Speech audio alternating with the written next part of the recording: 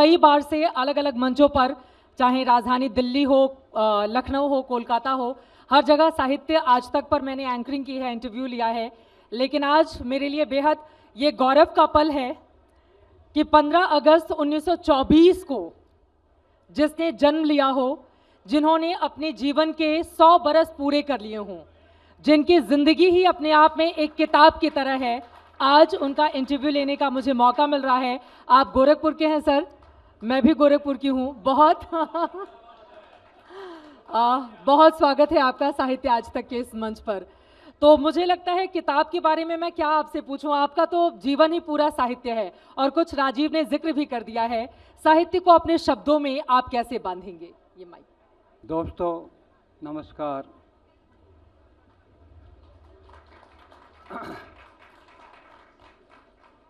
मैं जीवन के समय वर्ष में चल रहा हूँ। कई लोग पूछते हैं कि आपकी लंबी उम्र का राज क्या है। अब मैं कैसे बताऊं? मैं कहता हूं जिसने मुझे बनाया है उससे पूछो। लेकिन जो प्रयास मेरी ओर से हुआ है उसे कह सकता हूं। पहली बात तो यह है कि मैं महत्वाकांक्षी नहीं रहा। मुझे लगता है कि बड़ी बड़ी आकांक्षाएं ये पूरी नहीं होती हैं तो आदमी को परेशान करती हैं और औरों को लाभ मिल रहा है इसे देखकर वो दुखी भी होता है। तो मुझे लगता है कि इस महत्वाकांक्षा से अलग रहने की बात जो है मेरे लिए अच्छी रही। एक बात और मैं कहना चाहूँगा कि मैंने कोई नशा नहीं किया। नशा आदमी को मारता है, जीते जी मारता है। मैंने कोई नशा नहीं किया। लोग कहते हैं आप बनारस में रहे 10 साल और पान खाना नहीं सीखा। नहीं सीखा। अमिताभ बच्चन का जब गाना आया था तब भी आपने नहीं सीखा? ये खई के पान बनारस वाला। वो उनकी बात है, मेरी बात नहीं है। तो मित्रों, मेरी लंबी जिंदगी में बहुत कुछ है। गांव से चला, गांव से चलने के बाद मैं शहर दर शहर घूमता रहा। गांव बहुत पिछड़ा हुआ गांव था मेरा। बाढ़ आती थी, फसल बहा लेती थी, तो वो संकट में घिरा एक गांव था। वही गांव नहीं बल्कि हमारे गांव के आसपास भी कई गांव थे, और बल्कि यूँ कहिए कि सारे गांव जो हैं वे संकट से गुजरते हैं। तो मेरी पढ़ाई गांव में शुरू हुई। एक बात मैं कह दूं कि मैं चमत्कारी नहीं हूं। मेरी मेधा चमत्कारी नहीं है। मैं धीरे धीरे सीखता हूं। जब मुझे अक्षर ज्ञान कराया जा रहा था तो लोगों ने कहा कि नहीं, ये नहीं सीख पाएगा, जाने दो उसको। लेकिन मेरी माँ इस बात को कबूल नहीं कर सकी। माँ को लगा कि नहीं, बेटे में कुछ है। तो जाड़े का महीना था, हम लोग अलाव ताप रहे थे। तो माँ ने अलाव की जो राख है बिखेरी सामने, ठंडा किया, मेरा हाथ पकड़ा, बेटा लिखो क। क्या बात है। तो उन्होंने मेरी उंगली पकड़ करके क ख ग घ सब सिखाना शुरू किया।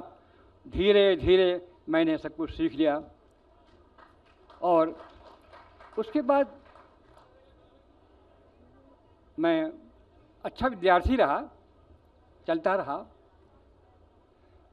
एक बात ये उठती है कि आप कवि कैसे बने। कवि बनने के कई तरीके होते हैं।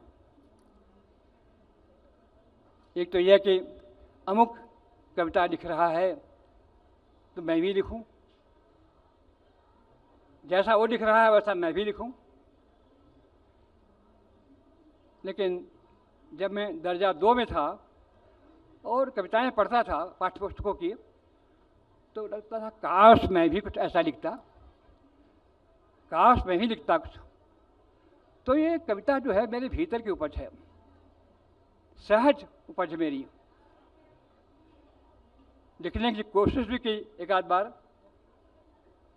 मनन द्विवेदी की कविताएं थी, बाल कविताएं थीं, और भी कुछ कविताएं थीं।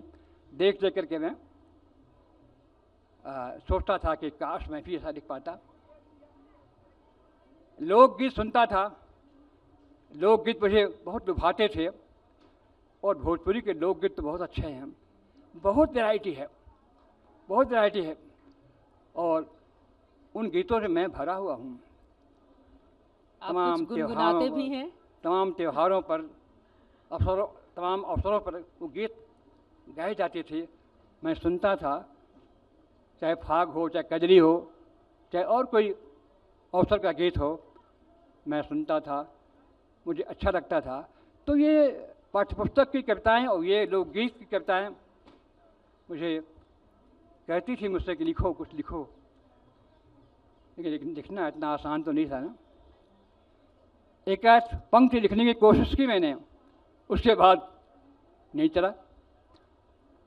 किसी दोस्त ने कहा कि ऐसा है कि तुम नदी के किनारे पेड़ के पास बैठ जाओ, कविता अपने आप आ जाएगी। प्रेरणा आएगी। मैंने बरगद के नीचे बैठ करके यही काम किया। कहाँ आना था। जब मैं दर्जा 6 में गया जी, तो मेरे एक सहपाठी ने कहा कि मेरे गांव का एक लड़का पढ़ता है गोरखपुर में, वो कविताएं लिखता है। मेरे भीतर जो कविता दबी हुई थी जाग उठी, मैं लिखूंगा।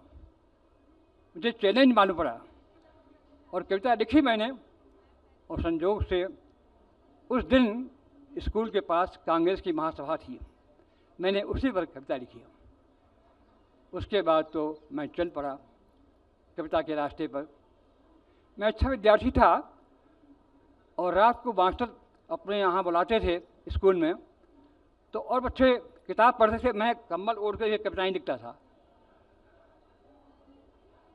वो लेकिन आप समझ सकते हैं कि वो बचपन की कविता कैसी रही होगी। मुझे खुद याद नहीं है कि वो कविताएं क्या थी, लेकिन आप सुनाएंगे क्या? हाँ? बनाया है मैंने ये घर धीरे धीरे। एक चीज़ मैं आपके बारे में यहाँ पर कहना चाहूँगी, जितने भी लोग यहाँ पर बैठे हुए हैं, हम सभी आपके बहुत लंबे जीवन के दीर्घायु होने की कामना करते हैं। और हम सभी के लिए कितना गौरव का क्षण है कि 100 बरस पार कर चुका एक व्यक्ति जो इतनी सुंदर बातें करता है। आपकी बातें उस प्रवाह की तरह हैं जल की, जिसमें बहते हुए चले जाओ, न जाने कितने संस्मरण हैं, कितनी कविताएं और कितनी आशाएं जो हम लोगों के मार्ग को प्रशस्त करेंगी। सुनाएंगे क्या आप? आपने कहा कि कजरी ठुमरी बड़ा आपको पसंद है, तो आप अब यकीनन आपके चेहरे से लग रहा है आप गाते भी होंगे, तो आप क्या सुनाना चाहेंगे? याद कजरी को याद नहीं है, मैंने कुछ भी 2 लाइनें। फाग के चौताल भी गाए हैं, हाँ, कजरी भी गाई है, लेकिन अब वो सब याद नहीं है। हाँ, हालांकि मैंने ही चैता पर और कजरी पर गीत लिखे हैं। जी जी। हुआ ऐसा कि एक सज्जन मेरे पास आए और कहा कि आपके जल टूटता उपन्यास पर मैं भोजपुरी में फिल्म बनाऊंगा।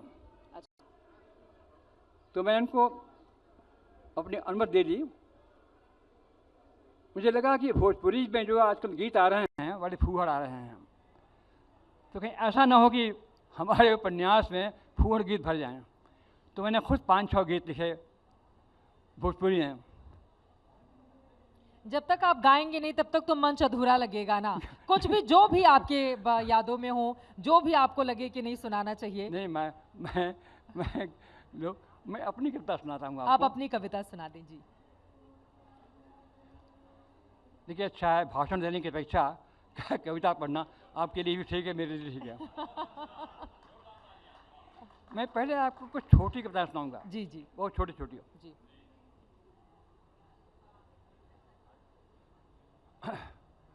तुम कौन हो प्रश्न सदियों से मुखर है किंतु साधे मौन हो तू। कौन है तू? प्रश्न सदियों से मुखर है कौन, किंतु साधे मौन है तू। कौन है ये? क्या बात है, क्या बात, बहुत सुंदर। हमेशा आकाश से झरती है एक नदी और हमेशा ऊपर ही ऊपर कोई पी लेता है। धरती प्यासी की प्यासी रहती है और कहने को आकाश से नदी बहती है। बहुत सुंदर, बहुत सुंदर। एक कविता मेरी बड़ी प्रिय कविता है। जी जी। चिड़िया चिड़िया उड़ती हुई कहीं से आई और देर तक इधर उधर भटक कर अपना घोंसला खोजती रही। फिर थक कर एक जली हुई डाल पर बैठ गई और सोचने लगी, आज जंगल में कोई आदमी आया था क्या? ओह अच्छा, क्या बात है, क्या बात है। कलम मेरे हाथ में सोने की नहीं सरकंडे की कलम है। बिल्कुल, बहुत मेरे हाथ में सोने की नहीं सरकंडे की कलम है। सरकंडे की कलम खूबसूरत नहीं सही लिखती है। क्या बात है, वो बहुत विरोध के मंत्र लिखती है, प्रशस्त पत्र नहीं लिखती है। मैं कटघरे में खड़ा हूँ, खड़ा रहूँगा और कटघरे में खड़े हर उठे हाथ को अपने हाथ में ले लूँगा।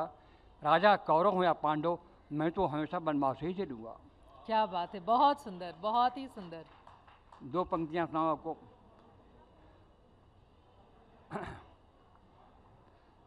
चारों ओर कांटों का जंगल है, बीच में एक डरी हुई लता है। जी, जाओ चले जाओ, यही उसके घर का पता है। क्या बात है, क्या खूब है, बहुत सुंदर। एक कहता है घर। जी जी। ये किसका घर है? हिंदू का। ये किसका घर है? मुसलमान का। ये किसका घर है? ईसाई का। सवेरे से ही भटक रहा हूँ मकानों की हसीन जंगल में, कहाँ गया वो घर जिसमें एक आदमी रहता था। क्या बात है, बहुत सुंदर। कहाँ गया वो घर जिसमें एक आदमी रहता था, बहुत सुंदर।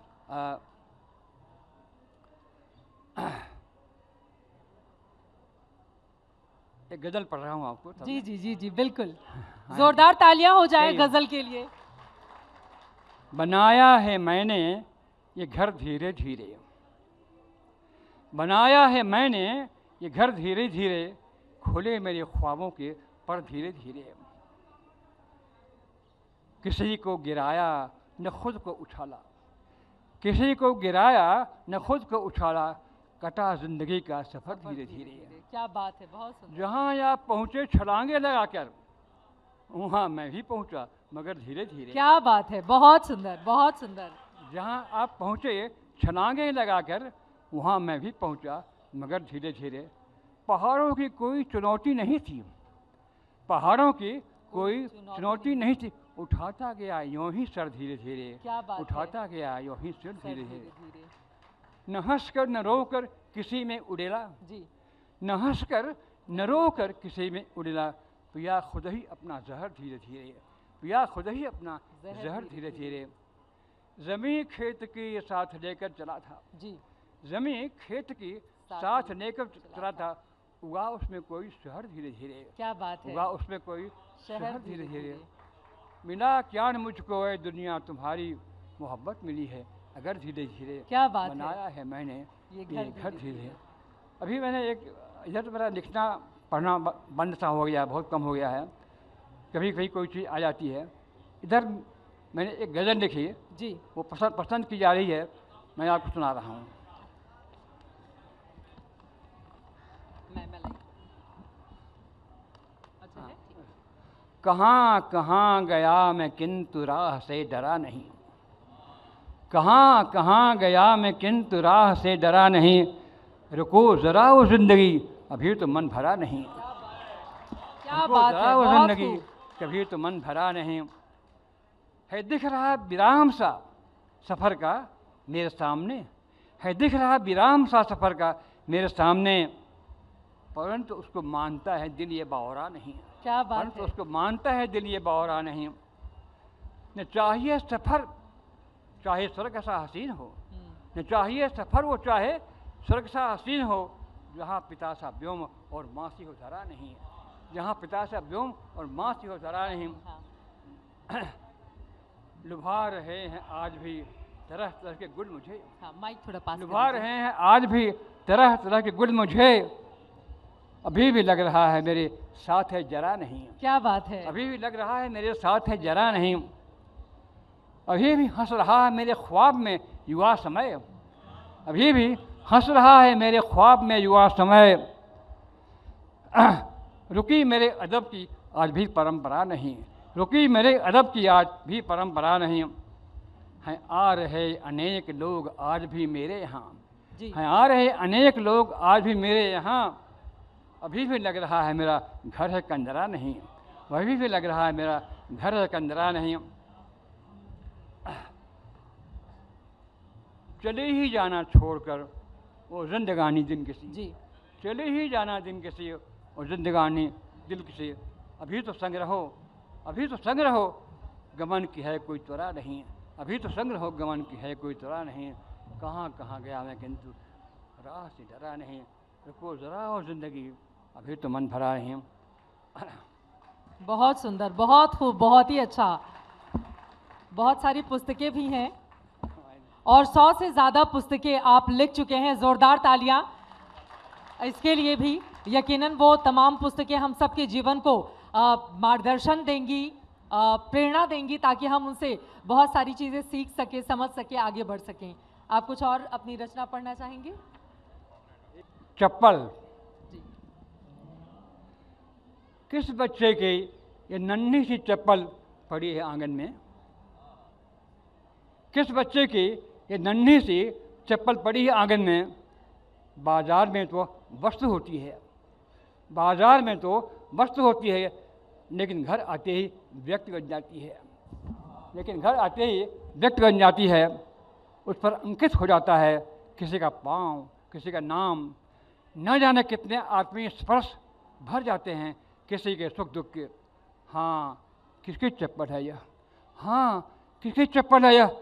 देर तक निहारता रहा, देर तक निहारता रहा, फिर धीरे धीरे उभरने लगी एक शरारती शक्ल हंसती खिलखिलाती सी। आंखें दबदबा आईं, आंखें दबदबा आईं।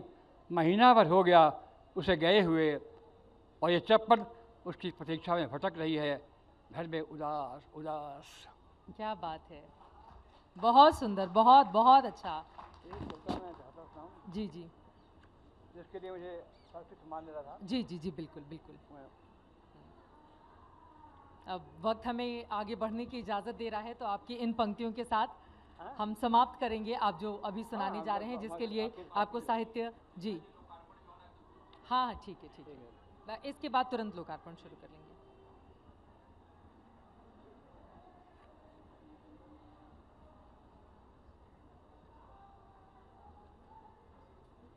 जाने दीजिए, सही है।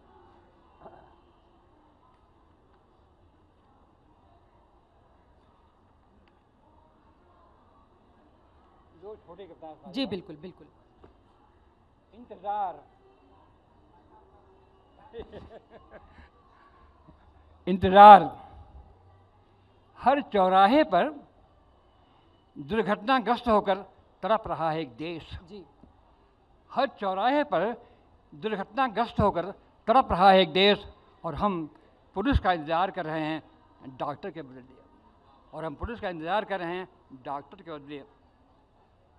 डॉक्टर हड़ताल पर हैं और पुलिस ड्यूटी पर। देखिए इस अस्पताल का क्या होता है।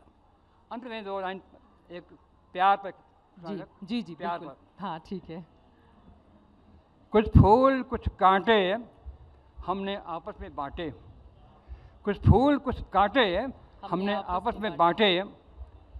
यात्रा के हर मोड़ पर हमने एक दूसरे का इंतज़ार किया है, हाँ हमने प्यार किया है। क्या बात है, बहुत शानदार। बहुत धन्यवाद आपका इस मंच पर आने के लिए और इसका गौरव बढ़ाने के लिए। हम सब के लिए ये बेहद सम्मान का, गर्व का ये क्षण है कि आप हमारे बीच हैं और राजीव कुछ पुस्तकें लेकर आ गए हैं जिसका लोकार्पण होगा। आप आ जाएं मंच पर, आप सभी लोग आ जाएं और इसके बारे में भी आप ज़रा। जो डॉक्टर साहब के मुखारबिंद से गज़ल सुनी, बनाया है मैंने ये घर धीरे धीरे, खुले मेरे ख्वाबों के पर धीरे धीरे। ये पंक्तियां पूरे विश्व में पहुंच चुकी हैं, पूरे विश्व के हिंदी समाज में।